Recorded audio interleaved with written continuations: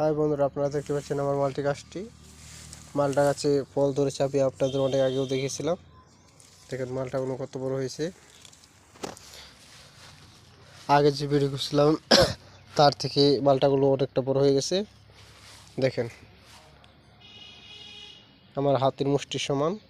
আরেকটি উপরে পেয়ারা কমলা মালটা রয়েছে, সেটি দেখেন আমার মুষ্টির থেকেও বড়, সেটি মুষ্টিতে ধরা যায় না। এটির ওজন 500 গ্রামের মতো হয়ে যাবে। 500 গ্রাম হবে না, হয়তো 400 গ্রাম হবে। জাম্বুরার অর্ধেক।